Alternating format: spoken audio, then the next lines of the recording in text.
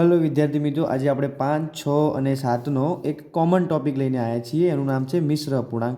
તો હવે મિશ્ર અપૂર્ણાંક એટલે કે એક પૂર્ણાંક અને એક અપૂર્ણાંક બનતી સંખ્યાને આપણે મિશ્ર અપૂર્ણાંક કહીશું। શું છે કે એક અપૂર્ણાંક અને એક પૂર્ણાંકની બનતી સંખ્યાને શું કહેવાય? મિશ્ર કહીશું। ઉદાહરણ તરીકે લઈએ આપણે કે 7.1/2 છે, બરાબર। તો આ જે 7 છે એને પૂર્ણાંક કહીશું આપણે, આ 1 છે એને અંશ કહીશું અને આ જે 2 છે એને આપણે છેદ કહીશું। તો આ જે સંખ્યા બને છે 7.1/2, એને અપૂર્ણાંક સંખ્યા કહેવાય। હવે આપણે આ સંખ્યાનું આપણે અપૂર્ણાંકમાં ફેરવવાનું છે, એટલે કે મિશ્ર સંખ્યાનું અપૂર્ણાંકમાં ફેરવવાનું છે। તો એની માટે એક સૂત્ર છે મિશ્ર સંખ્યાનું અપૂર્ણાંક ફેરવવા માટે, કે શું કે પૂર્ણ ગુણ્યા છેદ વત્તા અંશ કરીશું અને ડિવાઇડેડ બાય છેદ એટલે કે ભાગ્યા છેદ કરીશું, ત્યારે આપણું મિશ્ર અપૂર્ણાંકનું આ જે મિશ્ર અપૂર્ણાંકનું છે એ છેદમાં આપણને અપૂર્ણાંકમાં મળી જશે। તો એના માટે એક્ઝામ્પલ લઈએ, એના જ એક્ઝામ્પલ 7.1/2નું આપણે